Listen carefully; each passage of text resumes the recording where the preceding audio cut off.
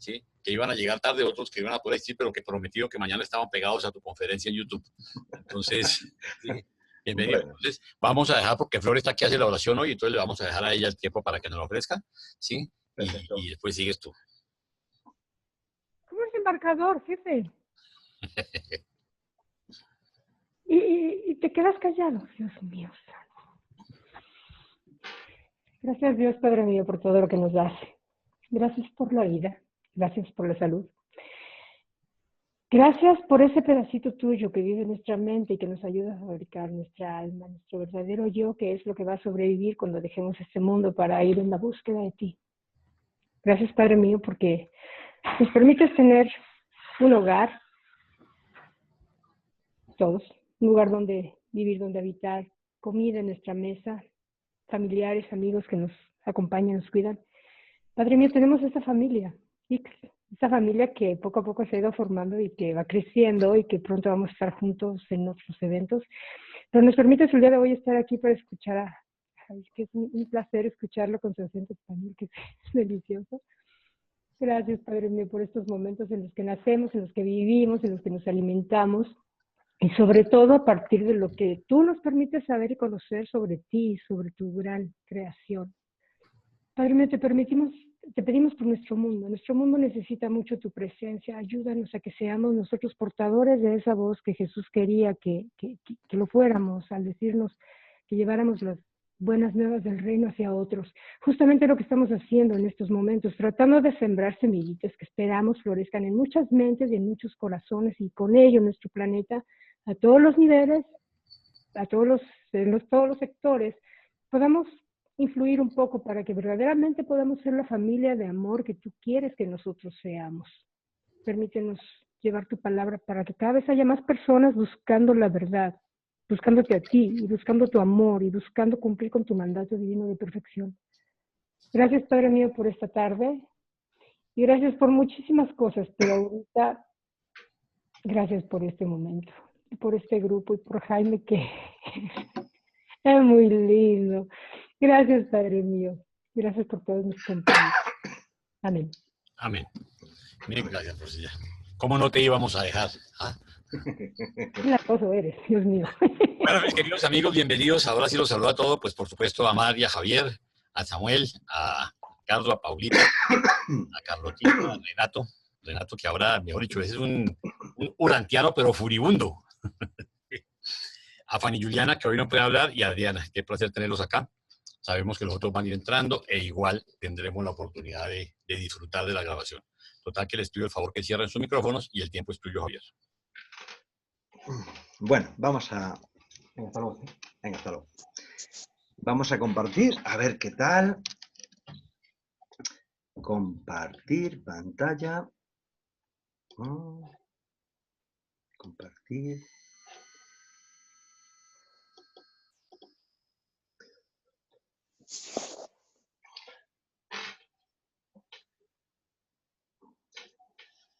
Jaime, ¿se ve ya? Sí, señor, perfecto. Se ve y se oye perfecto. Bueno, pues antes de empezar, daros las gracias a todos los presentes, porque si no fuera por vosotros, lógicamente no podíamos tener esta pequeña reunión familiar. Pero también esta vez me gustaría darle la bienvenida a todos los que no están aquí presentes, a todos los que más tarde, en el tiempo, pues verán seguramente esta videograbación. Entonces también les quiero dar las gracias por participar. Lo que pasa es que en el tiempo trascendido, en esta reunión familiar de Hijo de Dios. Y antes de que se me olvide, te voy a dar las gracias a ti, Jaime, especialmente porque gracias a la organización tuya y a los medios que estás poniendo a disposición, este tema lo podemos materializar. Porque por muchas buenas intenciones que tengamos, si no fuera por los medios que tú pones a nuestra disposición, difícilmente lo pudiéramos conseguir. Y ya, para acabar, no se me puede olvidar mandarle un fuerte abrazo a Paulita y a Ricardo, mis amigos, por supuesto a Flor, y a Ketty y Pepe, que están haciendo una labor realmente esplendorosa. Lo digo ahora para que no se me olvide. Bien, vamos a hacer la presentación de... Bueno, no sé si es una presentación realmente o es una meditación, porque algunas veces me da la sensación más que es una meditación personal que una presentación. La he titulado Juan el Bautista. Lógicamente está refiriéndose a la figura entrañable de Juan el Bautista. Porque además Juan el Bautista tiene una cosa singular, y es que es un personaje realmente extraño. Ya lo veréis a lo largo de la presentación, porque yo cuando lo analicé, lo intenté estudiar con profundidad, me di cuenta del ser tan especial que era. Antes de seguir, Jaime, me gustaría saber si estoy transmitiendo, porque yo no veo a nadie alrededor y puede ser que esté hablando del aire. No, Sí, Javier, aquí estamos, tú Javier. nunca hablas en el aire. Lo que pasa es que cuando estás compartiendo, tú no te ves sino tú, pero yo aquí estoy llevando un control. Perfecto, De momento tienes 10 personas conectadas, pero acuérdate perdona. cuántas personas te han visto después de la reunión, ¿no? Acuérdate que aquí hablamos No, no, no, para la web. no me importa, es que en un momento pensé que estaba yo y Dios solo. Pero nada más. Bien, continúo. Entonces, este estudio realmente a mí digamos, me puse a profundizar en él por lo siguiente, porque todo el mundo ha leído seguramente a JJ Benítez y realmente a esta figura la denostó. Es decir, habló terroríficamente mal de una figura que yo cuando la estudié y la analicé en el libro de Durantia, me pareció una persona realmente es extraña, pero entrañable y con unos valores realmente impresionantes. Entonces, eso fue una de las causas por la cual hubo algo dentro de mí que me decía, profundice sobre el tema que vas a encontrar cosas graciosas. Y os garantizo que vais a encontrar cosas bastante más graciosas de las que os podéis imaginar. Bien, antes de empezar, lo hago siempre porque me sirve a mí y yo creo que nos sirve a todos, y es que saber que todo esto es perpetuamente cierto, porque allí donde dos o tres más estamos reunidos, Dios está en medio de nosotros. Es decir, de alguna forma está participando en nosotros, nos está iluminando, nos está ayudando, y es fundamental para mí ser consciente de esto porque como que me da una cierta tranquilidad en el sentido de que sé que si hago algo mal, Él de alguna forma me va a corregir y me va a llevar para que llegue realmente a donde tengo que llegar, porque lo importante es llegar a los corazones de los demás hermanos. Entonces es fundamental que haya un asesor que esté detrás de la oreja diciéndote cómo tienes que hacer las cosas. Soy plenamente consciente de que este vídeo, independientemente de las personas que estamos aquí, luego la van a ver bastantes personas. Entonces, de cara a ellos, siempre tengo que leer estas pequeñas recomendaciones, que son unos minutillos, pero que es importante porque muchas veces nos encontramos con personas que es la primera vez que acceden a un vídeo de este tipo, y por lo menos que sepan, digamos, las reglas de juego que queden claras para ellas. Y solamente es decir 4 cositas. Uno, que todas las referencias del libro Durantia van a aparecer en color rojo, para que separemos lo que dice el libro Durantia de lo que son mis propias aportaciones, ¿de acuerdo? Luego, todas las opiniones aparecidas son exclusivamente del narrador y no transcripciones literales del libro Durantia. Esto lo digo para evitar que haya transgiversaciones o que mande un mensaje erróneo, que seguramente uno lo hace con la mejor intención, pero uno puede errar. Y, lógicamente, no necesariamente se tienen que compartir los criterios, creencias y puntos de vista del narrador. Cada ser humano se expande en base a su posibilidad de medio, inspiración y capacidad espiritual. Y finalmente comentaros que la versión que estoy utilizando, lo digo siempre, pero como puede haber personas nuevas, que sea la primera que lo vean, que sepa que esta es la versión que estamos utilizando. La versión española, la Europa 2009, ¿de acuerdo? La versión 1.5. Rapidísimamente, hacer el comentario que para esta presentación, lógicamente, he utilizado imágenes existentes en Internet. La única finalidad de su utilización es para ayudar a una mejor comprensión de algunos conceptos que aparecen en el libro Durantia. Y aunque no soy propietario de estos medios multimedia, lógicamente los he cogido, que circulan libremente por la red, espero que los autores vean en este uso el patrocinio de sus trabajos y la buena fe en el uso de los mismos. Lo digo un poco como proyección a las demás personas, o que son Durantia o no son Durantia, y nos verán más adelante. Bien. Vamos a empezar con profundidad. Fijaros una cosa, dentro del libro Durantia, básicamente en la cuarta parte, la parte dedicada un poco a la adoración de Jesús, a la vida de Jesús, hay un montón de personajes realmente atrayentes y cada una con una personalidad y una luz espectacular. No se podía mencionar pues, a David, que se encargaba del servicio de mensajería, pues a María Magdalena, a Arné, a Ganí, a Rodán de Alejandría, a los hermanos de Jesús. Los 12 apóstoles, cada uno para estudiarlo independientemente. Y, por supuesto, la figura de María y Jesús. Pero hay una figura que es la de Juan Bautista, que es realmente la más extraña de todos los personajes que aparecen en la vida de Jesús.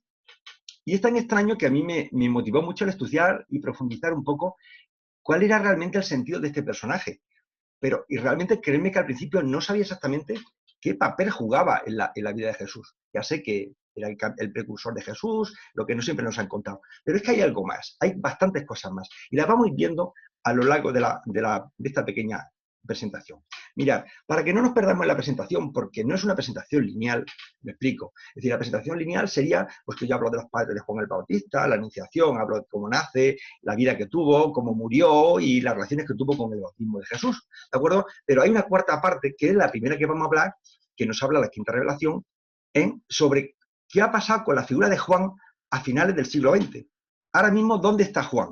Bueno, pues lo vamos a analizar en primer lugar y a partir de ahí vamos a analizar un poco la evolución de la vida de Juan el Bautista y con el paralelismo con Jesús a efecto de comprender un poco realmente qué ha significado esa vida en Urantia y en la vida de Jesús. Y luego, lógicamente, al final pues daremos algunas conclusiones sobre la vida de Juan y la implicación en la vida de Jesús. Entonces, es importante comentar esto, que la estructura de la presentación no es lineal, siguiendo una flecha temporal de sucesos cronológicos, sino que incidimos y agrupamos los hechos, sucesos y situaciones relevantes y de interés con valor trascendente, incidiendo en los textos de la revelación con verdadero valor. Es decir, vais a ver que hay saltos, algunas veces hacia adelante y otras veces hacia atrás, porque es lo que me interesa, y a los temas de auténtico valor, no a contar la vida de Juan, que de alguna forma la vamos a contar. Pero no es tanto la historicidad de Juan como lo que simbolizó Juan en la vida de Jesús y lo que ayudó al plan de donación de nuestro Miguel de Nevadón. Bien, leo porque a partir la lectura me sirve como modelo para ir dando las interpretaciones. Dice, desde la época de la donación de Miguel en vuestro mundo, la administración general de Urantia fue confiada a un grupo especial de 24 antiguos urantianos de Jerusalén. ¿No? Antiguos urantianos, es decir, hermanos nuestros que ya murieron. Los requisitos para ser miembros de esta comisión no los conocemos, pero hemos observado que todos aquellos que han sido nombrados así han contribuido a ampliar la soberanía del Supremo en el sistema de Satán. Fijaros, todos eran por naturaleza auténticos dirigentes cuando ejercían su actividad en Urantia. Los miembros son designados para la Junta de los 24 por el gabinete de la Anaforge, apoyados por los Altísimos de Dentia, aprobados por el Centinela designado de Jerusalén y nombrados por Gabriel de Salvington de acuerdo con los mandatos de Miguel. No os preocupéis porque ese tema luego lo vamos a desglosar y le vamos a enterar muy bien de qué estamos hablando. Las personas designadas con carácter temporal ejercen sus funciones de la misma manera plena que los miembros permanentes de esta comisión de supervisores especiales. ¿De acuerdo? Fijaros lo que dice. Estos 24 consejeros han sido reclutados entre las 8 razas de Urantia y los últimos de este grupo fueron convocados en la época del llamamiento nominal a la resurrección efectuada por Miguel hace 1900 años. Este consejo asesor de Urantia está compuesto por los miembros siguientes. Y ahora, fijaros, estos son los miembros. Onagal, Mansat, no lo voy a leer todos, pero me voy a los últimos. Fijaros, entre esos miembros, el que está marcado con una flecha es Juan el Bautista, el precursor de la misión de Miguel en Urantia. Fijaros que en esta relación podía haber, no sé, apóstoles, José, María, no sé, y personas muy singulares en la historia, grandes filósofos. No, está Adán, Eva, Enoc, Moisés, Elías, Maquiventa Melquisedec, Juan el Bautista y un intermedio, el jefe, ¿de acuerdo? Entonces, ya de momento, fijaros en la presentación, cuando uno lee estas cosas, y vamos a ver, ¿qué tendría este señor para estar metido dentro de ese grupo de los 24, que realmente hay 16 ahora mismo, para estar nominado en esa lista que teóricamente son las luces más sobresalientes de Urantia? Con lo cual, algo importante hay detrás de la figura de Juan el Bautista que vamos a intentar descifrarla a lo largo de la presentación, ¿de acuerdo? Luego, primer punto, Juan el Bautista forma parte de uno de los 24 consejeros del Consejo Asesor de Urantia. No es nada. Dice, en el momento actual, un tal Juan, conocido por vosotros como el Bautista, preside este consejo cuando celebra sus sesiones en Jerusalén. Es decir, vamos a ver, no solamente de los 24 es uno de ellos, sino que además preside el consejo de estos 24. Es una auténtica personalidad dentro del sistema que controla nuestro planeta Tierra, Urantia. Dice, pero el jefe de oficio de este consejo es el centinela designado de Satania, el representante directivo y personal del inspector asociado de Salvington y del Ejecutivo Supremo de Orbontón. Ahora veremos un poco el tema. Los miembros de esta misma comisión de antiguos urantianos también actúan como supervisores consultivos de los otros 36 mundos del sistema aislados por la rebelión. Fijaros en estas poquitas cosas que hemos dicho, que hay 3 cosas tan importantes. Una, que forma parte de los 24 consejeros. 2, encima es el que preside ese consejo. Y 3, ese grupo de consejeros no solamente se dedica a intentar arreglar el problema de nuestra querida Urantia, sino que encima está como supervisor consultivo de los otros 36 planetas que, como nosotros, de alguna forma han caído bajo las redes de Satanás. Es realmente espectacular solamente con coger esos parrafitos. Sigo más porque el tema es que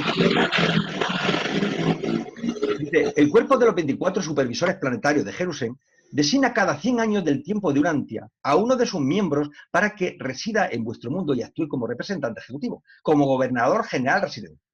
Este director ejecutivo fue cambiado durante la época en que se preparaban estas narraciones y el 20º gobernador en asegurar este servicio reemplazó al 19º. No os indicamos, lo leo despacito, no os indicamos el nombre del supervisor planetario actual porque el hombre mortal es muy propenso a venerar e incluso a deificar a sus compatriotas extraordinarios y a sus superiores superhumanos. Sigo, porque veréis en qué acaba esto. Dice, la soberanía original de Urantia estaba en manos del soberano del sistema de Satania. Un miembro de este consejo reside ahora permanentemente en Urantia como gobernador general residente. Y ahora, fijar lo que dice. Hace menos de 1000 años, bueno, menos de 1000 años, pues en el año 1100, por ejemplo, de nuestra época, o el año 1000. Este mismo Maquiventa Melquisedec, el antiguo sabio de Salem, estuvo presente de manera invisible en Urantia durante un periodo de 100 años, desempeñando sus funciones como gobernador general residente del planeta. Como gobernador general residente. Y si el sistema que se emplea actualmente para dirigir los asuntos planetarios continúa, deberá regresar para ocupar el mismo cargo un poco más allá de 1000 años. Es decir, de momento, Maquiventa Melquisedec hace 1000 años lo dejó el tema. Estaba un poco, pues llevando la dirección un poco de este mundo, ¿de acuerdo? Pero hay un momento que esa persona se marcha a hacer otras labores y uno de esos 24 se dedica a hacer las funciones que estaba haciendo Maquiventa Melquisedec, ¿de acuerdo? Entonces, ¿quién puede ser? No lo sabemos. Lo que sí sabemos es que Juan el Bautista tampoco va a ser, porque estaba como de representante del grupo, ¿de acuerdo? Entonces, pensar, claro, estos son personajes, digamos, Adán, Eva, Enoch, Moisés y Elías, digamos, hasta que hubo la dispensación que se produjo en la época de Jesús. Cuando Jesús muere hay una dispensación, pero posteriormente, hasta que se presenta la quinta revelación, pasan casi 2000 años, seguramente 8 vacantes que había, seguramente pues, serían cubiertas, me imagino. Pero pensar, vamos a ver, Maquiventa Melquisedec, cuando estuvo en la Tierra, ¿a quién se dedicó básicamente a organizarle la vida, a intentar que siguiera un camino recto, a que creyera en Dios, en un Dios único, toda su vida? Pues acordaros que fue a Moisés. Era Abraham. Entonces, Abraham no está. Entonces, pensar que alguno de estos personajes podía ser realmente el representante que estaba aquí ahora mismo. No obstante, no nos lo dicen y esto es una pura especulación. Lo que sí es cierto es que no es Juan el Bautista ni Maquiventa Melquisedec en este momento, ¿de acuerdo?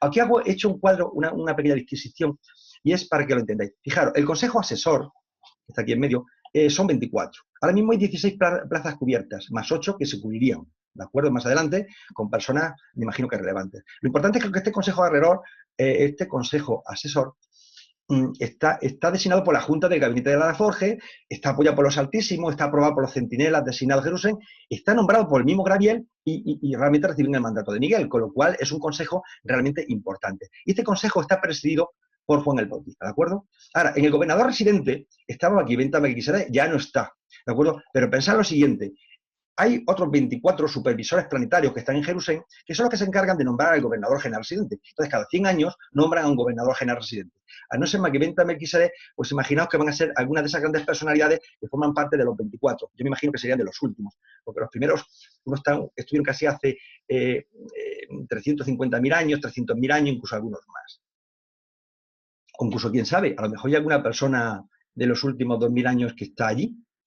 Pero vamos, cuando no nos han querido decir nada sería porque seguramente sería alguien que la mayoría de la humanidad lo reconocería.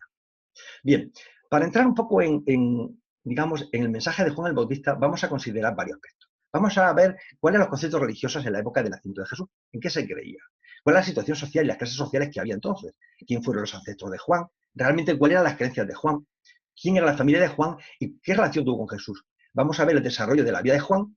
Al final vamos a llegar a una serie de conclusiones y vamos a hacer unas reflexiones sobre la figura de Juan.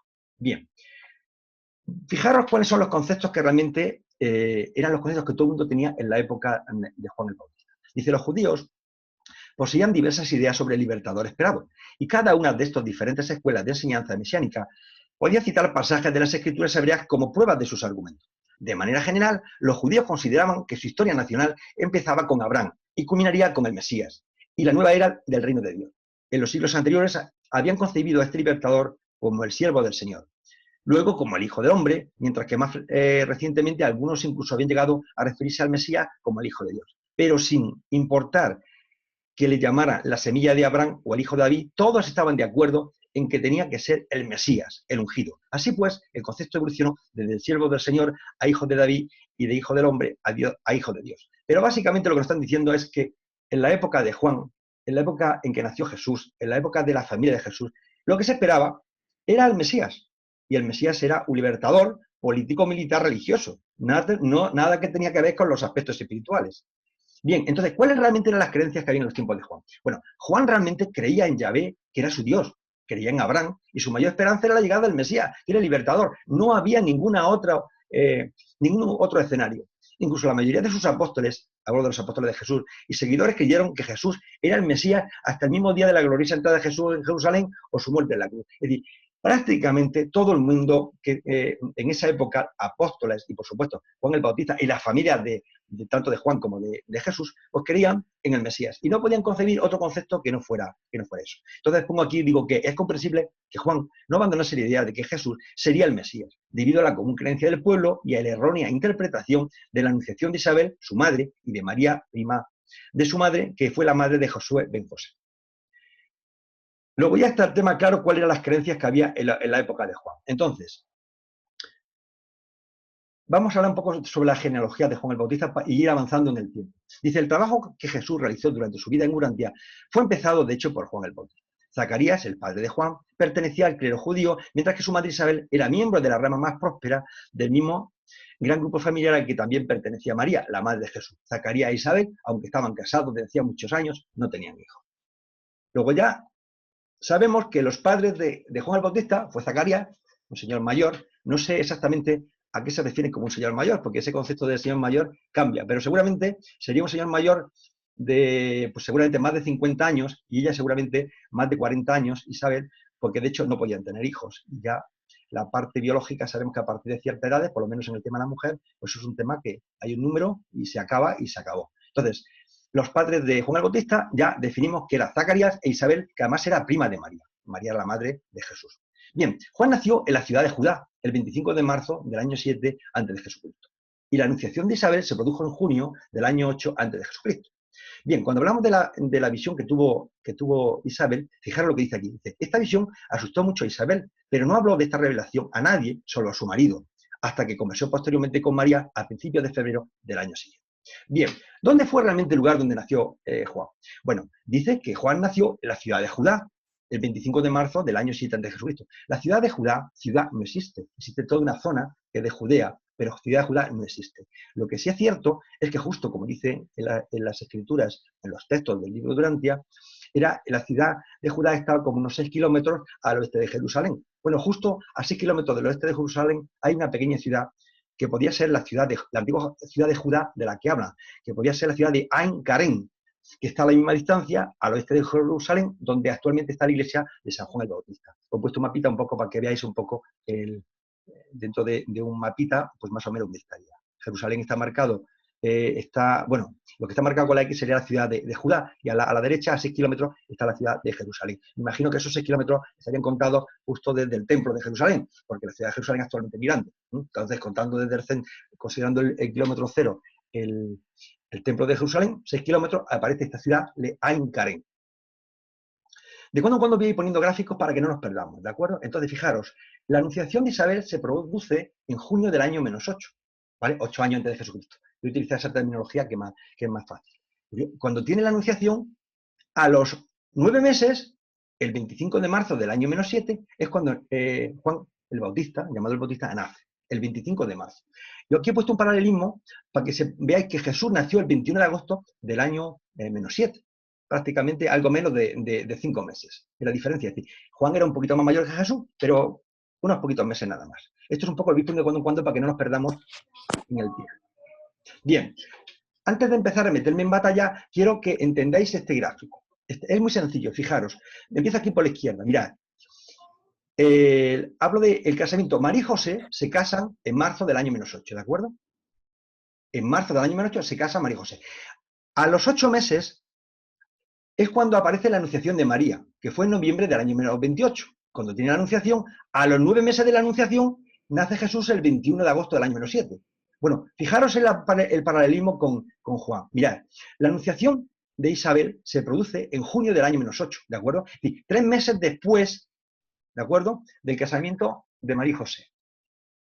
Y 9 meses después de la anunciación de Isabel, nace Juan el 25 de marzo del año -7. ¿Os ha quedado un poquito claro el tema, de acuerdo? Es decir, se ve un poco, bueno, esto como lo tenéis ahí puesto, pues no, lo podéis analizar cuando tengáis alguna duda, ¿de acuerdo? Para ver un poco en el tiempo cómo se desplazan estas dos figuras. Bien, una pequeña nota. Juan nace el 25 de marzo y Jesús el 21 de agosto del mismo año, -7. Con lo cual tienen 4 meses y 27 de diferencia. Juan es un poquito más mayor, ¿de acuerdo? Sigo leyendo. Que esta es la aparición a Isabel. Y vamos a analizar un poco el tema. Dice, a finales del mes de junio del año 8 antes de Jesucristo, del año -8, unos 3 meses después de que se casaran José y María, Gabriel se apareció a Isabel. Gabriel, el lugarteniente además. Un día al mediodía, de la misma forma que más tarde hizo conocer su presencia en María. Y Gabriel dijo, y lo leo porque es importante, mientras tu marido Zacarías oficia ante el altar en Jerusalén, y mientras el pueblo reunido ruega por la llegada de un libertador, yo, Gabriel, he venido para anunciarte que pronto darás a luz un hijo que será el precursor de este maestro divino. Llamarás a tu hijo Juan. Crecerá consagrado al Señor tu Dios, y cuando llegue a la madurez, alegrará tu corazón porque llevarás muchas almas hacia Dios y proclamará también la venida del sanador de almas de tu pueblo y libertador espiritual de toda la humanidad. Tu parienta María será la madre de este hijo de la promesa y también me apareceré a ella. Esto lo dejo ahí para que analicemos lo que pasa ahora. Mirad, ¿cuáles son las reflexiones que aparecen sobre la aparición a Isabel?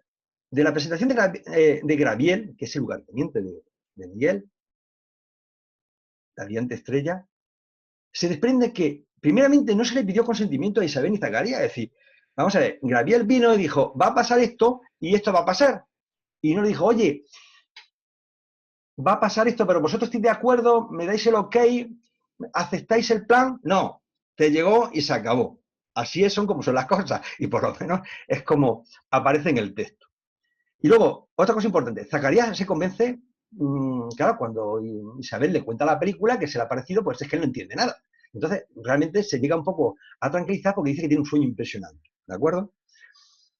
Y luego, lo que yo observo de aquí es que realmente se ejecutó una instrucción divina en base a los planes de Miguel. Si Miguel se vino a encarnar, planificó algo que vamos a intentar descubrir, que es lo que es mandar a alguien por delante, que fue Juan, y realmente ordenó que se cumpliera y así se hizo. Pero vamos, ordeno y mando. Y luego una cosa importante. Juan fue una nueva personalidad, pero no una encarnación. Vamos a ver. A lo largo de los textos aparece que si Juan era la encarnación de Elías y mucha historia. ¿Os acordáis que cuando vimos los 24 asesores de Urantia, Elías era uno de ellos y Juan era otro? Eran dos personalidades independientes. Luego, Juan fue creado, igual que fuimos creados cualquiera de nosotros, en un momento que nació en la tierra. El Padre le da una personalidad y, lógicamente, esa persona vino al mundo, pero en ningún momento se puede pensar que Juan fuera la encarnación de nadie. Y lo que está clarísimo es que Miguel de Nevadón debía conocer el futuro y el proyecto de Juan antes de su propia creación. Es decir, seguramente Jesús cuando estaba en la tierra no lo conocía, fue tomando conciencia de su divinidad a lo largo que pasaba el tiempo. Pero cuando él era Miguel, cuando estaba liderando este universo local, cuando de alguna forma planifica su encarnación, por delante empieza a hacer una serie de trabajos y realmente hay una personalidad excepcional, y digo excepcional, que es la de Juan el Bautista. Una personalidad nueva, creada, que apareció 4 meses, casi 5 meses antes que en la Tierra. Pero tal cual te lo digo, porque no es ninguna...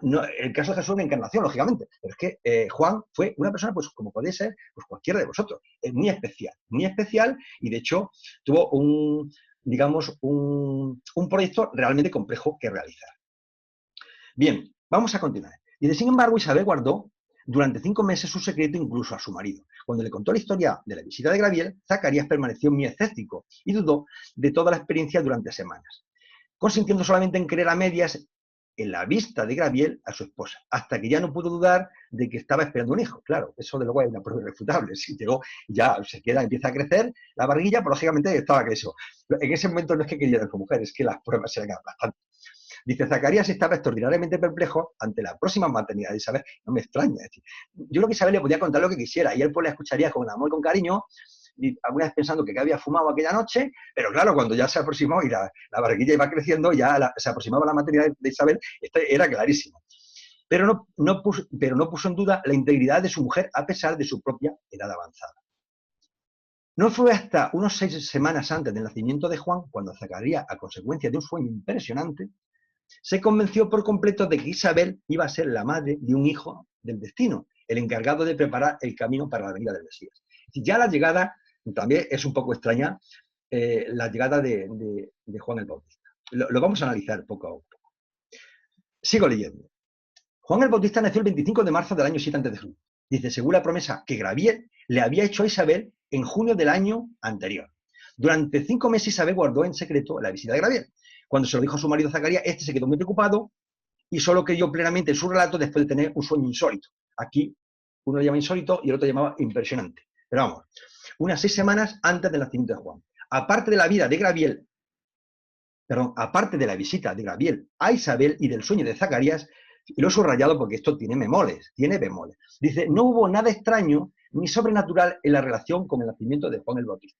Vamos a ver. Lógicamente, claro, aquí hay que pensar, estos seres espirituales, estas deidades que nos están pasando esta información, yo no sé qué entienden por algo sobrenatural.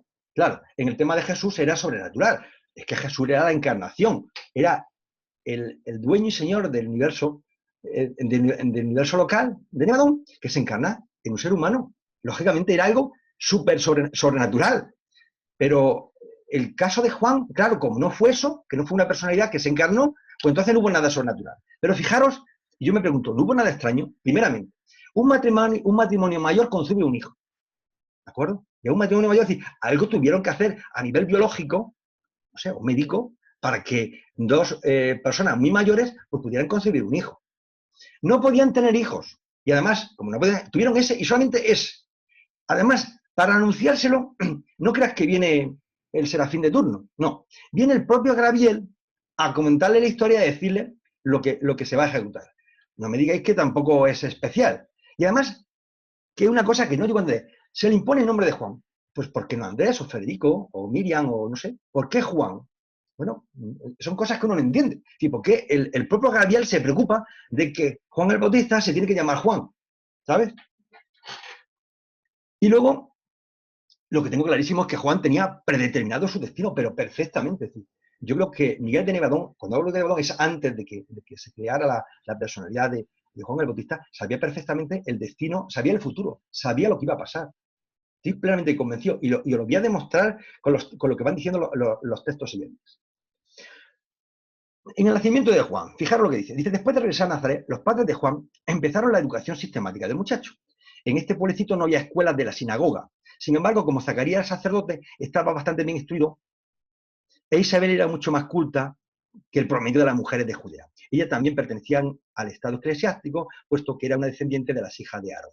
Como Juan era hijo único, sus padres consagraron mucho tiempo a su educación mental y espiritual. Zacarías solo tenía cortos periodos de servicio en el templo de Jerusalén, de manera que dedicó una gran parte de su tiempo a instruir a su hijo. Lógicamente, en la ciudad de Judá no había ninguna sinagoga, estaba a 6 kilómetros de Jerusalén, y lo que hacía el bueno de Zacarías es que cada día, o cada 2 días, o cada 3 días, pues hacía sus 6 kilómetros de ida y sus 6 kilómetros de vuelta, estaba en la sinagoga de Jerusalén, y bueno, pues por eso tenía una pequeña paguita de los días que iba a trabajar allí, ¿de acuerdo? Dice, Zacarías e Isabel poseían una pequeña granja donde criaban ovejas. Apenas tenían para vivir con esta propiedad, pero Zacarías percibía un salario regular de los fondos del templo dedicados a los sacerdotes, es lo que ya estoy comentando. Seguramente recibía una pequeña paguita, pues porque iba un poco a ayudar al templo, ¿de acuerdo? De Jerusalén. Bien. Fijaros en el tema. Dice, no menciones, esto es lo que le dice Gabriel a Isabel. No menciones esto a nadie, salvo a José no menciones esto a nadie, salvo a José y a Isabel, tu pariente, a quien también me ha parecido, y que pronto dará igualmente a luz un hijo cuyo nombre será Juan. Esto es a María. Este preparará el camino para el mensaje de liberación que tu hijo proclamará con gran fuerza y profunda convicción a los hombres. Y le dice, no dudes de mi palabra, se le dice Gravier, es decir, es que realmente está hablando de Juan y realmente el destino lo tenía escrito. Es que yo creo que no se podía salir de la línea del plan divino. Y pongo aquí, la anunciación se le informa del destino de Juan. ¿O acaso Juan no fue libre para aceptar su destino? Yo creo que Juan aceptó el plan de Dios, aceptó su destino y lo ejecutó.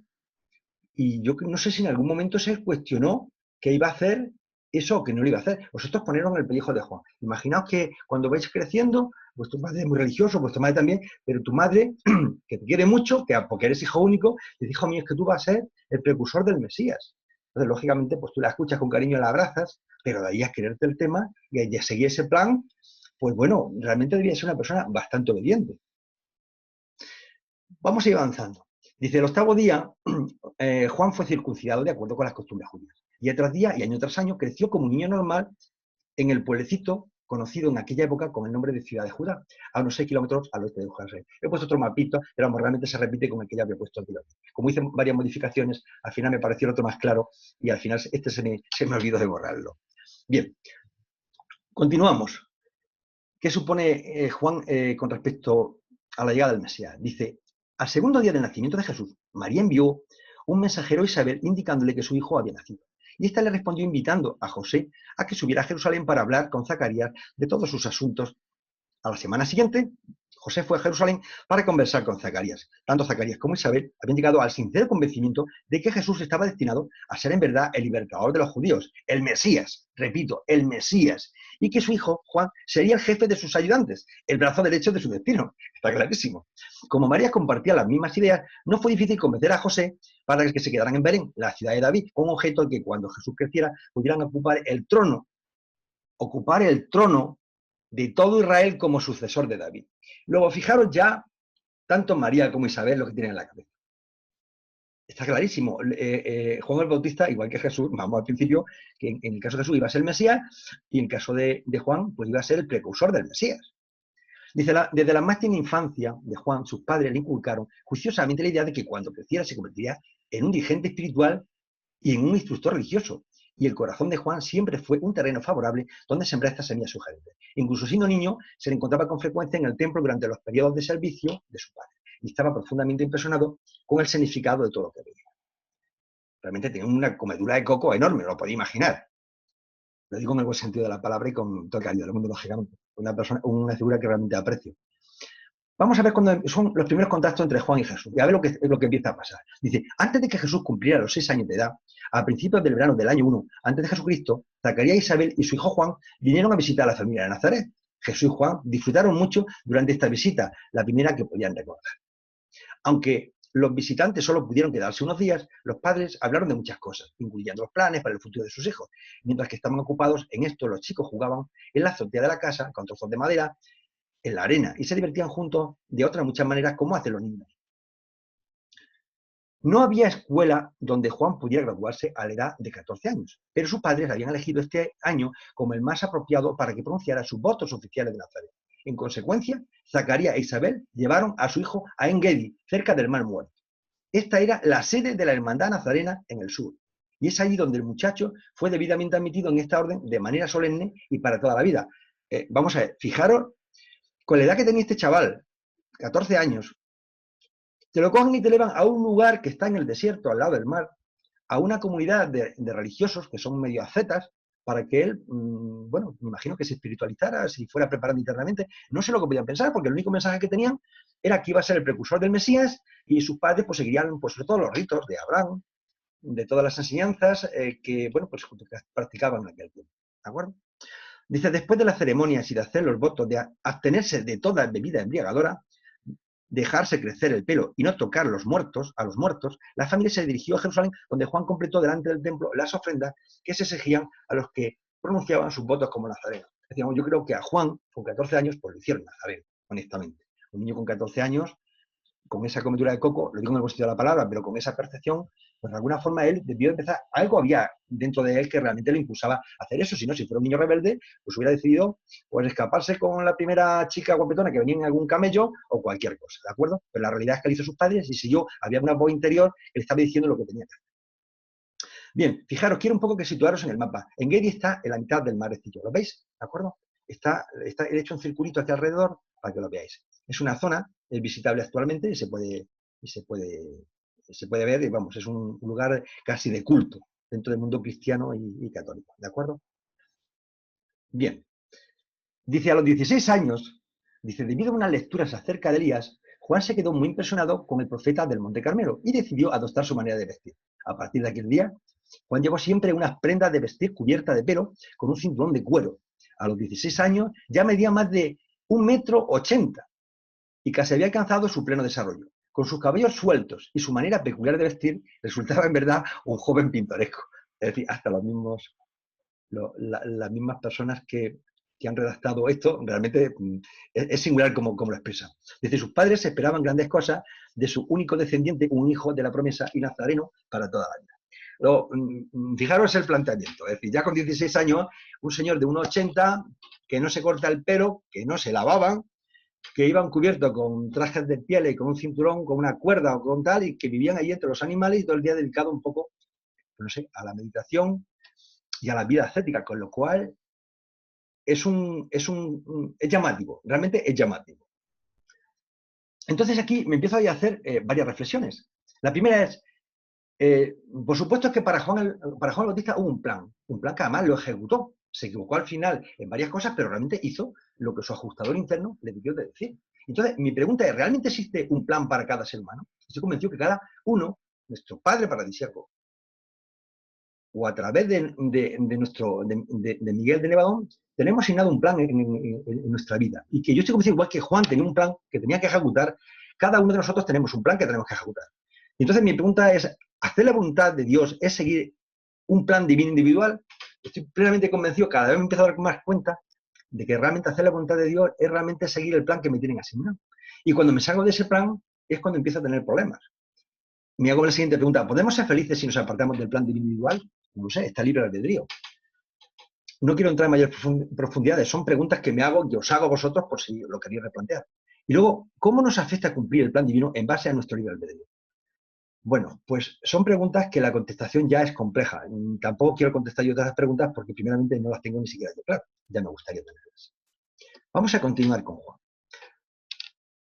El segundo contacto que tuvo con Jesús. Dice, Jesús y Juan tuvieron varias conversaciones a solas y hablaron de algunos asuntos muy íntimos y personales. Al concluir esta visita, los dos decidieron no volver a verse hasta que se encontraran en su ministerio público, después de que el Padre Celestial los hubiera llamado para cumplir con su misión. Juan se quedó enormemente impresionado por lo que vio en Nazaret y comprendió que debía regresar a su casa y trabajar para mantener a su madre. Se convenció de que participaría en la misión de la vida de Jesús, pero vio que Jesús iba a estar ocupado muchos años cuidando de su familia.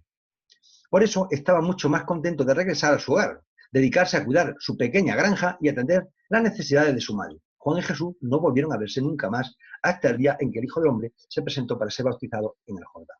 Entonces, os hago una pequeña síntesis. Mira, Juan nace el 25 de marzo del año -7. La primera vez que vi a Jesús fue en el verano del año 1, ¿de acuerdo? Fue la primera vez que Juan va con su familia a visitar a Jesús. Y Jesús tiene 7 años. Él tenía 7 años y unos meses más. Eran 2 niños, jugaban allí pues, con la madera, con la arena. De luego, cosas importantes, yo creo que con esa edad no podían hablar ninguna. Honestamente, pienso yo. Tampoco el nivel de espiritualización a esas edades era tan alto y yo pienso que se dedicaron a jugar. Luego tiene la segunda visita de Juan, la segunda visita que Juan viene a ver a Jesús. Esto fue en septiembre del año 12 ya. Jesús tiene 18 años ya, ¿de acuerdo? Y Juan pues tendría pues 18 años y 4 meses, 5 meses. No llegaría a los 18 años ellos. Realmente eran 2 adolescentes. No sé qué cosas importantes tenían que hablar. Seguramente se hablarían entre ellos en que Jesús le dijo, es que mi madre me ha dicho que yo voy a ser el Mesías. Y Juan diría, pues es que a mí la mía me ha dicho pues que yo voy a ser el lugarteniente tuyo o del Mesías. Con lo cual vamos a prepararnos a ver cómo tenemos que organizar el tema este. De momento habrá que echar a los romanos y habrá que cambiar muchas cosas, me imagino, porque es que con 18 años, no sé, vamos, me pongo en el pellejo de ellos.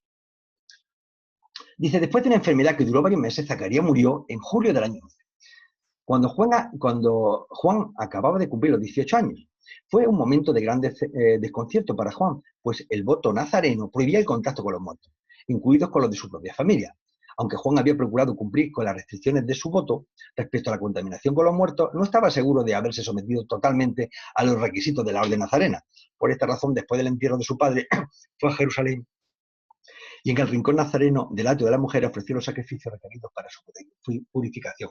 Con lo cual, el pobre hombre con 18 años se le muere su padre, tuvo una vida bastante acerosa, es decir, eran pobres, tenían esas cuantas ovejitas, vivían de una forma muy sencilla, el único que aportaba dinero en casa era Zacarías, pues con el poco dinero que le daban del templo y con las 4 ovejitas que tenían, con lo cual se le muere el padre, se queda con su madre viuda, que realmente no tendrían nada más que para comer y no todos los días, y ese era el futuro que tenía Juan. Es decir, vamos, ante esa situación, pasarte por la cabeza que vas a ser el lugarteniente del Mesías, que va a salvar al pueblo judío de los romanos, me imagino que es mucha imaginación para esos chicos con esas edades, con 18 años. Dice, en septiembre Isabel y Juan vinieron a visitar a la familia de Nazaret. Juan, que había perdido a su padre, se proponía regresar a las colinas de Judea para dedicarse a la agricultura y a la cría de ovejas, a menos que Jesús le aconsejara quedarse en Nazaret para dedicarse a la carpintería o a cualquier otro oficio. Juan y su madre no sabían que la familia de Nazaret estaba prácticamente sin dinero. Si es que aquí era San Mar y San Peor. Cuando más hablaban de María e Isabel, de sus hijos, más estaban convencidos de que sería bueno que los dos jóvenes trabajaran juntos y se vieran con más frecuencia. Las ilusiones de la madre nunca desaparecen, pero fijaros la situación económica y familiar. Jesús ya había perdido al padre, creo, en ese momento, un montón de hermanos, y su primo, pues solamente tenía su madre, era viuda y tal, y encima estaban a verla venir. Bueno, vamos a ir siguiendo un poco para que nunca perdamos el tema. La anunciación de Isabel fue en junio del año -8, Juan nace el 25 de marzo y Zacarías muere en julio del año 12. Luego Juan tiene 18 años, ¿de acuerdo? Esto lo voy poniendo siempre, lo voy ampliando para ir recordando en el tiempo de cómo van avanzando los sucesos, ¿de acuerdo? La vida en el desierto. Juan y Isabel regresaron a su hogar y empezaron a hacer planes para el futuro. Cuando Juan se negaba a aceptar la renta del sacerdote que le correspondía de los fondos del templo, como Juan, perdón. Al cabo de 2 años lo había perdido todo menos su casa. Así pues, decidieron dirigirse hacia el sur con su rebaño de ovejas. En consecuencia, Juan se trasladó a Hebrón el verano en que cumplió los 20 años. Cuidó de sus ovejas en el llamado desierto de Judea, cerca de un arroyo que era tributario de un torrente mayor, que desembocaba en el Mar Muerto a la altura de En-Gedi. La colonia de En-Gedi incluía no solamente a los nazarenos consagrados de por vida o por un periodo determinado, sino también a otros numerosos pastores ascéticos que se congregaban en esta región con sus rebaños y fraternizaban con la hermandad de los nazarenos. Vivían de la cría de las ovejas y de las donaciones que los ricos judíos hacían a la orden. Aquí os resalto el tema que además en En-Gedi, además de estar los nazarenos, había otro grupo de gente que no eran nazarenos, pero que, como dice aquí, pues también eran pastores ascéticos, ¿de acuerdo? Numerosos pastores ascéticos, ¿de acuerdo? Es que esto nos va a traer a colación luego otra historia. Bien, para que hagáis una idea, dice, a medida que pasaba el tiempo, Juan regresaba cada vez menos a Hebrón y visitaba a En-Gedi con mayor frecuencia. Era tan absolutamente diferente a la mayoría de los nazarenos que les resultaba muy difícil fraternizar plenamente con la hermandad. Pero tenía un gran afecto por Abner, el jefe y dirigente reconocido de la colonia de En-Gedi. De hecho, Abner tuvo luego una importancia enorme en la confección de los grupos de seguidores de Jesús y del apostolado, ¿no? Esta es la zona, he puesto una fotografía aérea de la zona esta en En-Gedi, en el desierto, para que veáis un poco cómo era el entorno. En aquella época realmente no hacía tanto calor como ahora, era una zona mucho más poblada y con más árboles, pero no obstante era bastante árida.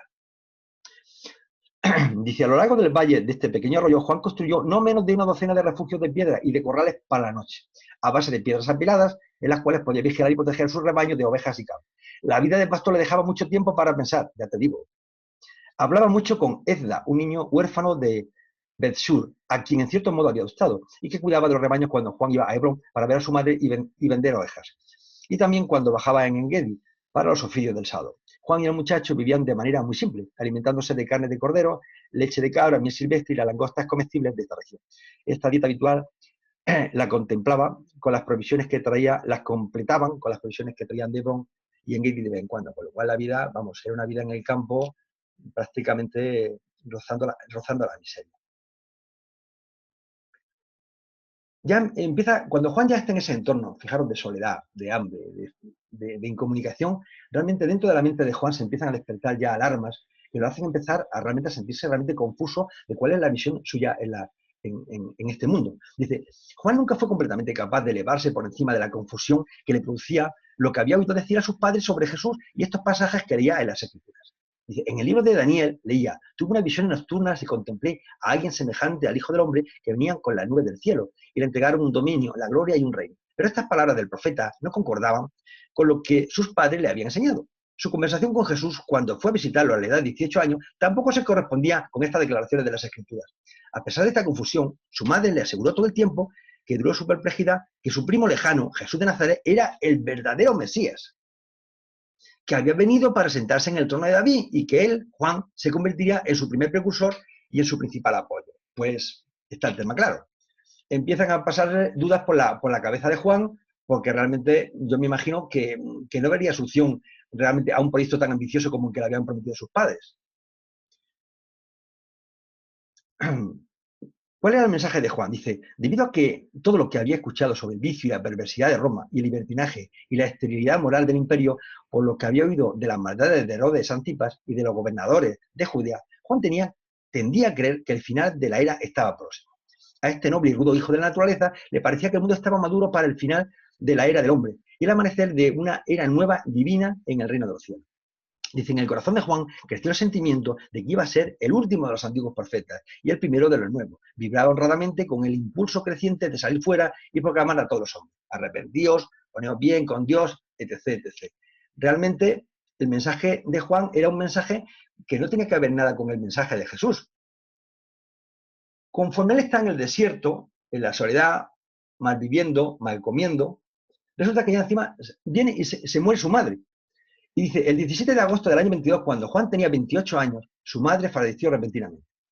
Como los amigos de Isabel conocían las restricciones nazarenas respecto al contacto de los muertos, incluidos los de la propia familia, hicieron todos los arreglos para el entierro de Isabel antes de mandar a buscar a Juan. Cuando recibió la noticia de la muerte de su madre, Juan ordenó a Ezra que llevara su rebaño a Engedi y partió para Hebrón. Al regresar a Engedi, después del funeral de su madre, donó su rebaño a la hermandad y se apartó del mundo exterior durante una temporada para ayunar y orar. Juan solo conocía los métodos antiguos para acercarse a la divinidad, solo conocía las historias de Elías, Samuel y David. Elías era su ideal como profeta. Elías era el primer educador de Israel que fue considerado como un profeta. Y Juan quería sinceramente que él mismo sería el último de este largo e ilustre linaje de mensajeros del cielo. Luego ya llegamos al punto de que ya no tiene ni padre ni madre. Siguiendo el tema, Zacarías muere en julio del año 12, que Juan tenía 18 años. Isabel muere el 17 de agosto del año 22. Juan tiene 28 años. Desde luego, vaya 28 años duros. Realmente la fe que él tenía es admirable, porque cualquiera en esa circunstancia hubiera perdido, vamos, la fe y todo. Dice, Juan vivió en Engedi durante 2 años y medio y persuadió a la mayoría de la hermandad de que se acercaba el fin de la era, de que el reino de los cielos estaba a punto de aparecer. Todas sus primeras enseñanzas estaban basadas en la idea y el concepto corriente que tenían los judíos de un Mesías prometido de la nación judía para liberarla de la dominación de sus gobernantes gentiles. Esto era básicamente lo que estaba transmitiendo. Estaba preparando el camino, la llegada del Mesías. Pero ¿cuál era realmente la filosofía que tenía Juan? En el fondo realmente luego era bastante más profundo. Dice, fue la influencia de Elías la que hizo que Juan adoptara su método de ataque directo y áspero contra los pecados y los vicios de sus contemporáneos. Intentó vestirse como Elías y procuró hablar como Elías. En todos sus aspectos exteriores se parecía al antiguo profeta. Era un hijo de la naturaleza, igual de fuerte y pintoresco. Un predicador de la rectitud, igual de intrépido y temerario. De luego, temerario fue, y así le fue. Juan no era analfabeto, conocía bien las sagradas escrituras judías, pero tenía poca cultura. Era un pensador de ideas claras, un orador poderoso y un acusador ardiente. No se puede decir que fuera un ejemplo para su época, pero sí era una censura elocuente. Realmente Juan, de hecho ya no nos vamos a adelantar, pero ya sabéis la causa por la que murió, por la que le cortaron la cabeza, y es porque se metió en política, pero en política de meterse un poco en la censura de los temas que pasaban dentro de la familia, ¿no? De Herodías y demás. Para comprender el mensaje de Juan hay que tener en cuenta el estado del pueblo judío en el momento en que apareció en la escena. Durante cerca de 100 años todo Israel se había encontrado en un laberinto. No acertaban a explicar su continuo sometimiento a los soberanos gentiles. No había enseñado a Moisés que la rectitud siempre era recompensada con prosperidad y el poder. ¿Acaso no era el pueblo elegido de Dios? ¿Por qué el trono de David estaba abandonado y vacante? A la luz de la doctrina mosaica y de los preceptos de los profetas, a los judíos les resultaba difícil explicar su prolongada aflicción nacional.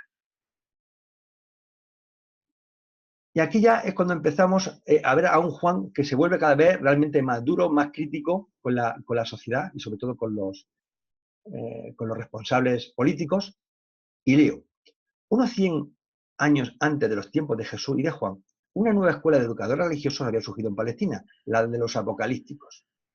Estos nuevos instructores desarrollaron un sistema de creencias que explicaba los sufrimientos y la humillación de los judíos, sobre la base de que estaban pagando las consecuencias de los pecados de la nación. Para la mente de los judíos de aquella época, este era el significado de la expresión el reino de los cielos, que figura en toda la enseñanza de Juan y de Jesús. Para los judíos de Palestina, la frase el reino de los cielos solo tiene un significado, un estado absolutamente justo en el que Dios, el Mesías, gobernaría las naciones de la tierra. En el fondo, lo que estaban esperando los judíos era un Mesías, y aquí he puesto unas imágenes, unas actuales y otras no tan actuales, que es lo que pretendían que fuera Israel. El trabajo de este predicador nazareno contenía además una característica nueva. Bautizaba a cada uno de sus creyentes en el Jordán para la remisión de los pecados. Aunque el bautismo no era una ceremonia nueva para los judíos, nunca habían visto emplearlo como Juan lo hacía ahora. Durante mucho tiempo habían tenido la costumbre de bautizar así a los prosélitos gentiles para admitirlos en la comunidad del patio exterior del templo, pero nunca se había pedido a los mismos judíos que se sometieran al bautismo de arrepentimiento. Solo transcurrieron 15 meses entre el momento en que Juan empezó a predicar y a bautizar, y su arresto y encarcelamiento a instigación de Herodes Antipas. Pero en este corto periodo de tiempo, Juan bautizó a más de 100.000 penitentes. El número es espectacular. Entonces uno se da cuenta que realmente este hombre, aunque lo estamos analizando de una forma así rápida, pero realmente contactaba con muchas personas sencillas, y si llegó a bautizar a más de 100.000 penitentes, realmente... Vamos, solamente el trabajo de bautizarlos ya exige tiempo. Si encima hablaba con ellos, les intentaba explicar y animarlos de la venida del Mesías, hizo una labor realmente compleja y completa. Dice, claro, a Juan le preguntaban quién era él, qué hacía por allí, porque ni siquiera Juan sabía exactamente qué estaba haciendo allí. Él conocía por lo que le había dicho su madre que iba a ser el precursor del Mesías, pero es que nada más. Entonces, en mayo de este año, mientras que aún se demoraba en el vado de Betania, los sacerdotes y los levitas enviaron una delegación para preguntar a Juan si pretendía ser el Mesías. Oye, ¿tú eres el Mesías? ¿Y en virtud de qué autoridad predicaba? Juan respondió a estos interrogadores diciendo, y ya decía vuestro jefe que habéis oído la voz de aquel que clama en el desierto. Como lo expresó el profeta diciendo, preparad el camino del Señor, enderezad una senda para nuestro Dios. Realmente Juan no sabía no sabía cuál era la misión. Yo creo que fue descubriéndola poco a poco. Pero realmente debió de pasar unos momentos realmente oscuros en la soledad de esos espacios abiertos, hasta que realmente me imagino que ese espíritu divino le iluminara y dijera, tú sigue adelante, sigue transmitiendo este mensaje de la venida, bueno, a entender al Mesías y animando a esa gente, porque luego al final muchos de ellos fueron los seguidores de Jesús.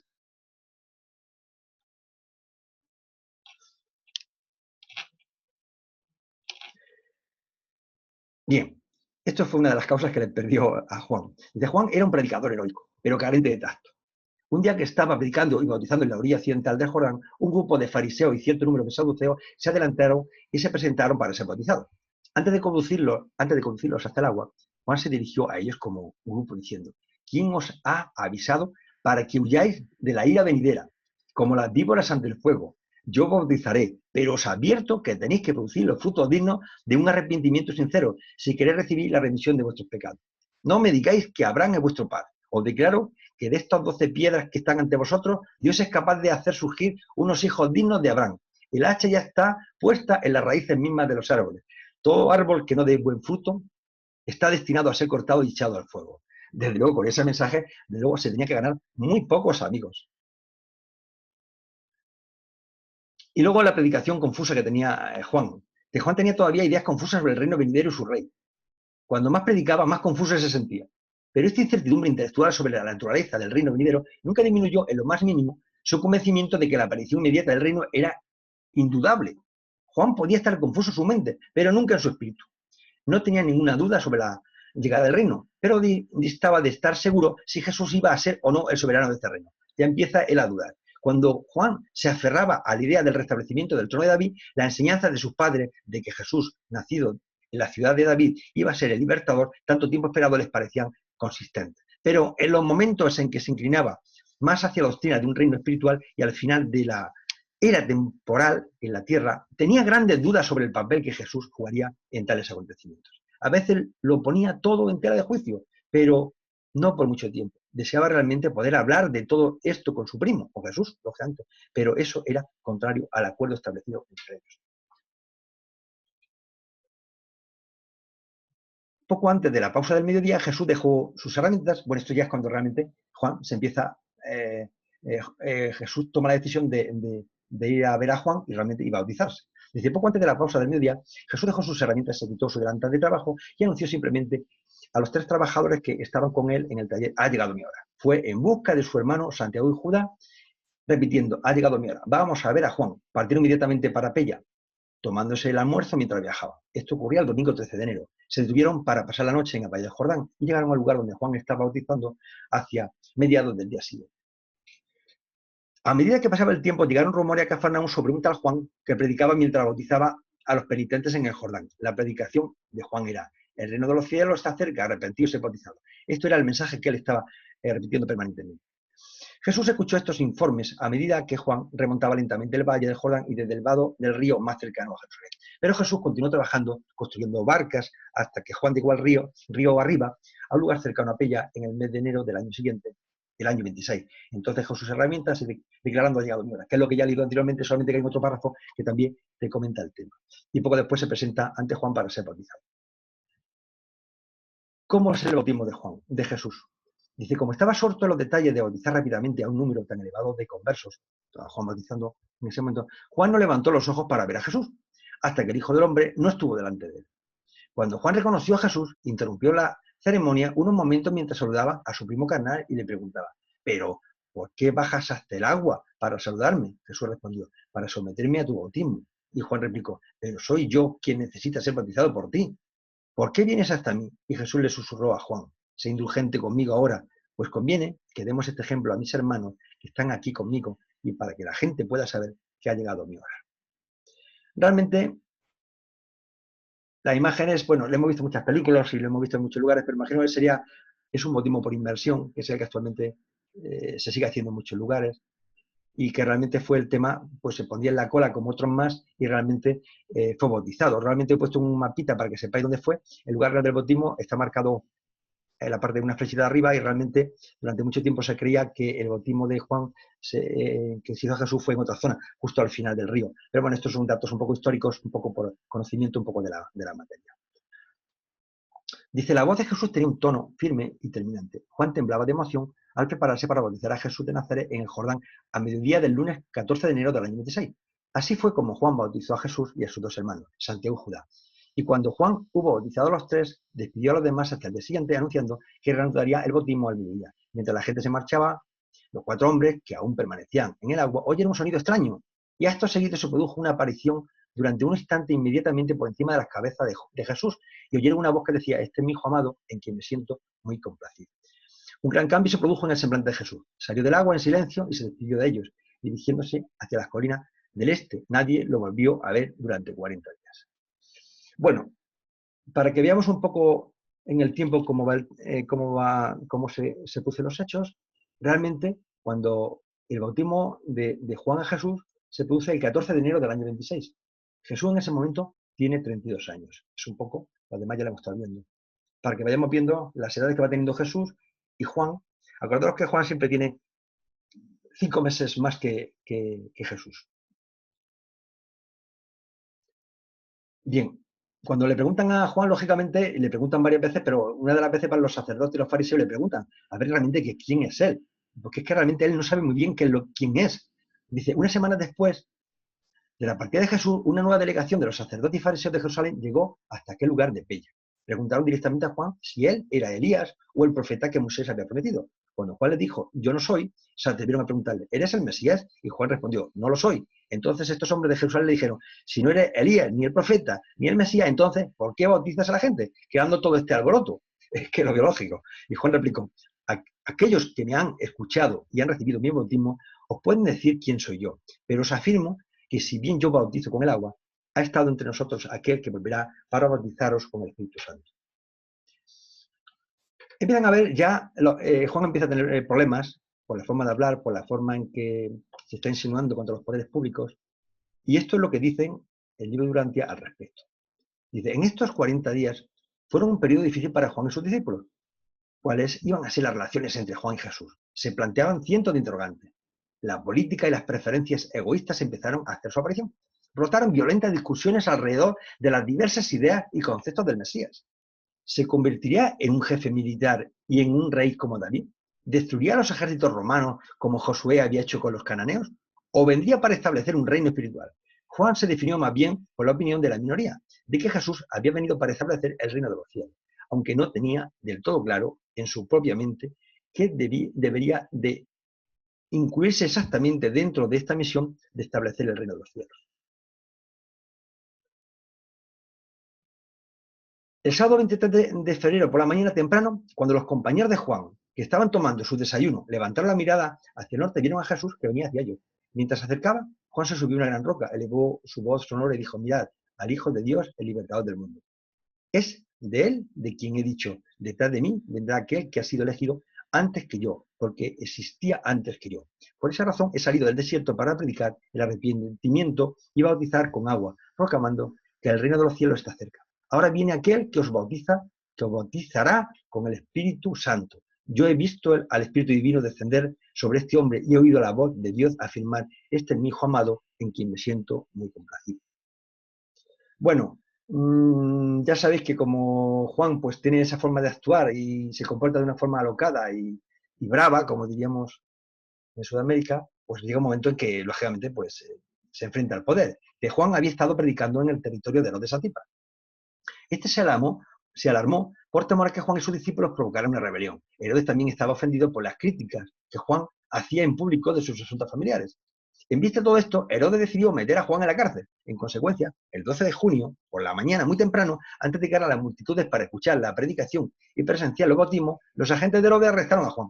Como pasaban las semanas sin que fuera liberado, sus discípulos se dispersaron por toda Palestina, muchos de ellos fueron a Galilea para unirse a los seguidores de Jesús. Lógicamente Juan empezó un poco a criticar, a meterse, digamos, en temas donde no debe haberse metido, porque realmente venía un poco para preparar el camino de Jesús. Pero es que realmente yo creo que él, en su confusión, a Jesús, de alguna forma, lo único que bullía en su mente era el Mesías, y bueno, lo único que podía hacer, pues viendo lo que sabía de otros profetas, pues era pues un poco de alguna forma, pues meterse un poco con el poder establecido y bueno, pues ponerle de juicio ciertas situaciones morales y éticas de su tiempo, cosa que no debía de haber hecho. Esto fue el 12 de julio del año 26. Dice, Juan tuvo una experiencia solitaria y un poco amarga en la cárcel. Pocos discípulos suyos fueron autorizados para visitarlo. Anhelaba ver a Jesús, pero tuvo que contentarse con ir a hablar de su obra a través de aquellos discípulos suyos que se habían hecho creyentes en el Hijo del Hombre. A menudo se sentía tentado a dudar de Jesús y de su misión divina. Fijaros que ya el hombre empieza hasta a sentir la duda realmente de quién era él, cuál era su misión, incluso lógicamente a dudar hasta de Jesús, dudaba de su misión divina. Si Jesús era el Mesías, ¿por qué no hacía nada para liberarlo de esta intolerable reclusión? Durante más de año y medio, este hombre robusto, habituado al aire libre de Dios, la enguideció en aquella despreciable prisión. Esta experiencia fue una gran prueba para su fe en Jesús y para su lealtad hacia él. En verdad, toda esta experiencia fue una gran prueba incluso para la fe de Juan en Dios. Muchas veces tuvo la tentación de dudar hasta que la autenticidad de su propia misión y experiencia. Yo cuando leí este tema realmente me impresionó, porque fijaros, 1 año y medio que te meten en unos calabozos inmundos, que realmente te dan de comer restos y cosas que tiran a los animales, a oscuras, sin higiene, prácticamente, por decir a pan y agua, pero sería agua sucia y lo demás lo que le echaran. Es que, lógicamente, en ese momento uno duda uno de todo. Dudaba de él, de su mensaje, de Jesús, yo creo que perdía hasta la fe. Yo estoy convencido que si este hombre, en ese momento, en esa soledad, en ese dolor, mantuvo la fe, de luego, creo que fue una persona súper excepcional, porque eso, yo creo que eso no es habitual, ni la mayoría de las personas tendríamos la capacidad de aguantar, digamos, una situación realmente tan dolorosa como la que él pasó. Bueno, fijaros lo que dice con respecto al destino de Juan. Dice, estos discípulos se quedaron tan sorprendidos con la declaración de Juan de que se marcharon en silencio. Juan también estaba muy agitado, pues parecía que acababa de pronunciar una profecía. Pero nunca más dudó por completo de la misión y de la divinidad de Jesús. Pero fue una dolorosa desilusión para Juan el que Jesús no le enviara ningún mensaje, no viniera a verlo y no utilizara ninguno de sus grandes poderes para liberarlo de la cárcel. Pero Jesús estaba al corriente de todo ello. Quería mucho a Juan, pero ahora que estaba enterado de su naturaleza divina, lo deja subrayado porque Jesús en un momento recordó, o alguien le dijo, le chivó, que sería uno del Consejo Asesor de Urantia, que es con lo que empezamos al principio. Entonces, cuando se dio cuenta realmente de la gran personalidad que iba a ser, de alguna forma se tranquilizó. Dice, sabiendo plenamente las grandes cosas que se preparaban para Juan cuando partiera de este mundo, y sabiendo también que la obra de Juan en la tierra había terminado. Se contuvo para no intervenir en el desarrollo natural de la carrera de este gran predicador y profeta. En ese momento Jesús se dio cuenta realmente del destino de esta persona. Por lo cual, por eso, siempre desde que empecé al principio, es que el destino de Juan está muy marcado. Es decir, de alguna forma está tan marcado que yo no sé si se podía salir del guión en algún momento. Bueno, vamos a leer de la muerte de Juan. Dice, en el transcurso de la festividad y diversiones de la velada, Herodías presentó a su hija para que bailara ante los comensales. Herodes quedó muy complacido con la actuación de la doncella y llamándola ante él le dijo, eres encantadora, estoy muy contento contigo. Pídeme en mi cumpleaños todo lo que desees y yo te lo daré, aunque sea la mitad de mi reino. Cuando Herodes dijo esto, se encontraba bajo la influencia de todo lo que había bebido. La joven se retiró y le preguntó a su madre qué debía pedirle a Herodes. Herodías le dijo, ve a Herodes y pídele la cabeza de Juan, el Bautista. La joven regresó a la mesa del banquete y le dijo a Herodes, te pido que me des inmediatamente la cabeza de Juan, el Bautista, en una bandeja. Fijaos que Herodes realmente era una persona muy cobarde y además muy supersticiosa. Es decir, tenía a Juan metido en prisión y él esperaría que se muriera allí. Pero vamos, yo creo que Herodes por sí mismo era tan supersticioso que jamás hubiera matado a Juan el Bautista, porque le tenía miedo. Pensaba que era algún profeta o una reencarnación de Elías. No sé lo que pensaría, pero realmente no se hubiera atrevido. Realmente la que fue la instigadora de esta fue Herodías, que fue la que convenció a este hombre, bueno, a través de la promesa que le hizo, de que le cortara la cabeza. Si encima, además, él estaba medio ebrio, en una fiesta que estaba celebrando el cumpleaños, pues lógicamente pues dio carta blanca y pasó lo que pasó. Juan el Bautista fue ejecutado por orden de Herodes Antipas, la noche del 10 de enero del año 28. Al día siguiente, algunos discípulos de Juan, que habían ido a Macaerus, en la fortaleza, oyeron hablar de su ejecución, se presentaron ante Herodes y solicitaron su cuerpo, que colocaron en un sepulcro y lo enterraron más tarde en Sebaste, la patria de Abner. Al día siguiente, 12 de enero, partieron hacia el norte en dirección al campamento de los apóstoles de Juan y de Jesús, cerca de Pella, y contaron a Jesús la muerte de Juan. Cuando Jesús escuchó su informe, despidió a la multitud, convocó a los 24 y les dijo, Juan ha muerto, Herodes lo ha hecho decapitar. Esta noche, reuníos en consejo y arreglad vuestros asuntos convenientemente. Ya no habrá más dilaciones. Ha llegado la hora de proclamar el reino abiertamente y con poder. Mañana iremos a Galilea.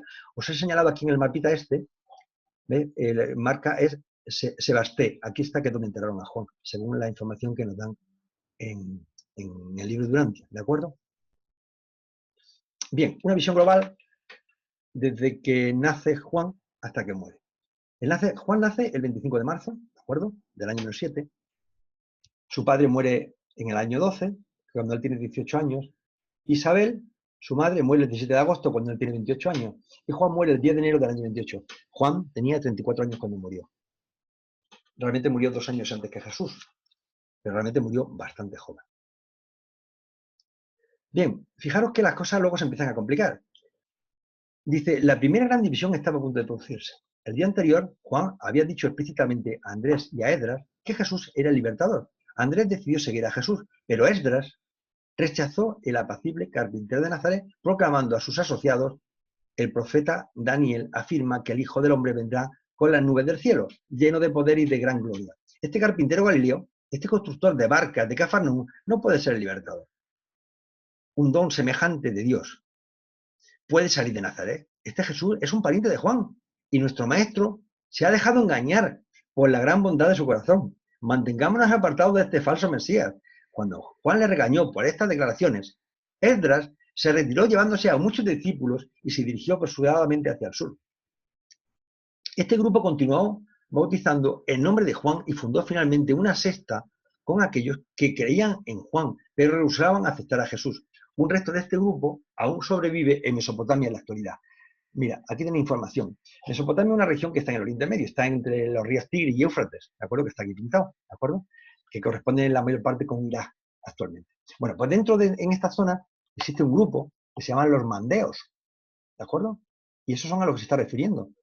Los mandeos fueron unos gnósticos del siglo I que se originaron a las orillas del río Jordán. Defendían que el alma del hombre será liberada finalmente de la cárcel del cuerpo, de los ataques del demonio por un redentor llamado Manda de Hayé, personificación de la ciencia de la vida que venció a los poderes del mal cuando vivió en la tierra, desde el periodo bizantino. Los mandeos han mantenido una actitud de hostilidad hacia el cristianismo, considerando a Jesús un falso Mesías. En cambio, veneraban a Juan Bautista, poniendo especial énfasis en la importancia de repetir frecuentemente el bautismo con ritos de purificación. En la actualidad están ubicados en el área sur de Bagdad y el suroeste de Irak. También recibe el nombre de sabianos. Esto es un poco de información para que sepáis un poco que todo ese grupo que se peleó que eran seguidores de Juan el Bautista y que no quisieron seguir a Jesús, porque la mayoría siguieron a Jesús, pues seguía otro grupo que fue que actualmente existe, que son los mandeos, y además están perfectamente localizados en Mesopotamia. ¿Cuál fue el mensaje de Jesús sobre Juan? Mirad, dice, Juan ha venido a predicar el arrepentimiento para prepararos para el reino.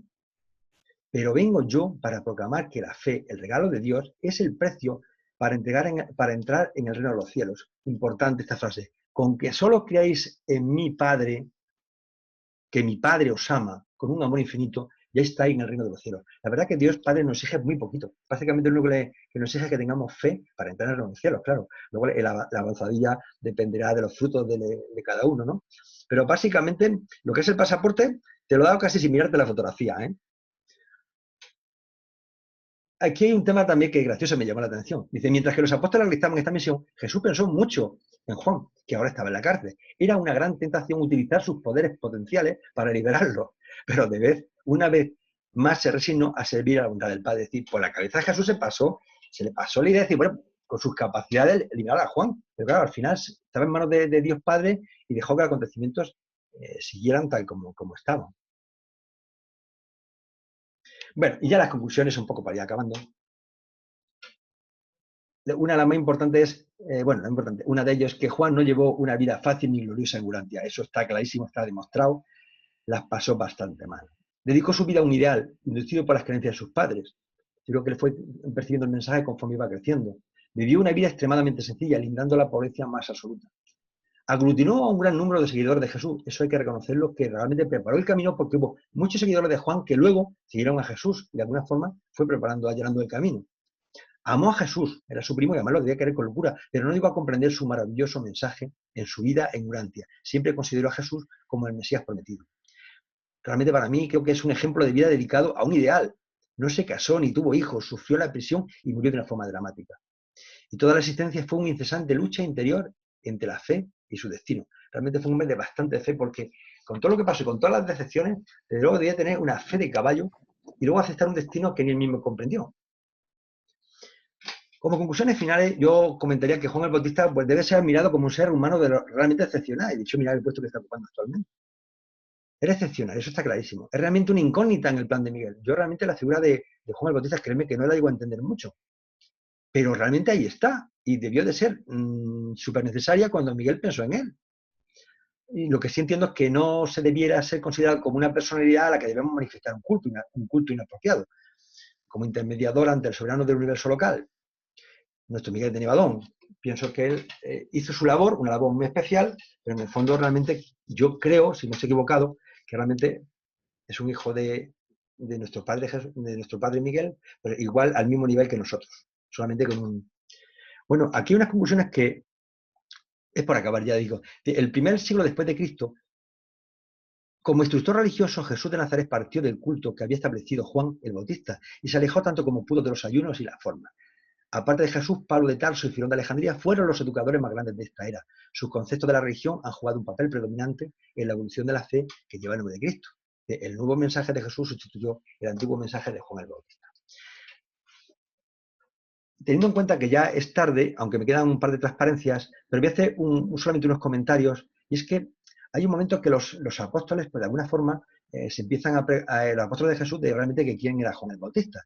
Dice, esto lo decía Pedro, dice, maestro, ¿cómo es que los escribas dicen que Elías debe venir primero antes de que aparezca el Mesías? Sabiendo que Pedro intentaba evitar mencionar su muerte y resurrección, Jesús respondió, es cierto que Elías viene primero para preparar el camino del Hijo del Hombre, el cual debe sufrir muchas cosas y al final se ha rechazado.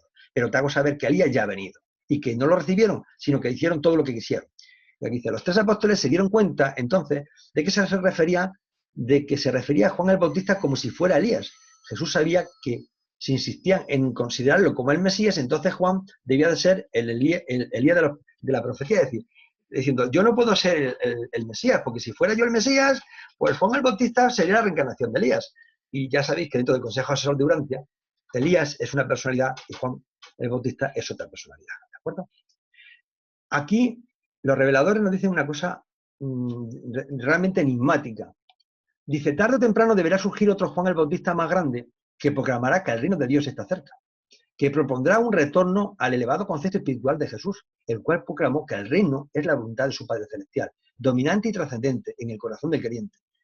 Y dice, y hará todo esto sin referirse para nada a la iglesia visible en la tierra, ni a la esperada segunda venida de Cristo. Es preciso que se produzca un renacimiento de las verdaderas enseñanzas de Jesús, que se expongan de nuevo de tal manera que anulen el efecto de la obra de sus primeros seguidores, los cuales se pusieron a crear un sistema sociofilosófico de creencias sobre el hecho de la estancia de Miguel en la tierra. Bien, como ya es tarde y vais a tener el vídeo, pues los datos históricos sobre la historicidad de Juan el Bautista, bueno, pues aquí están expuestos. Los leéis y nada más. No quiero alargar más porque llevamos 1 hora y media, creo. Y ya daros las gracias y pues permitid que mi ajustador, gracias a vuestro ajustador, que es lo único que puedo pedir en este momento. Muchísimas gracias por vuestra presencia, pues que Dios nos ilumine a todos. Cierro el tema y dejo de compartir. Mil gracias, mi querido Javier, como siempre, estupenda charla. Te voy a pedir el favor que ahorita me mandes la presentación en PowerPoint para pasarla con la grabación.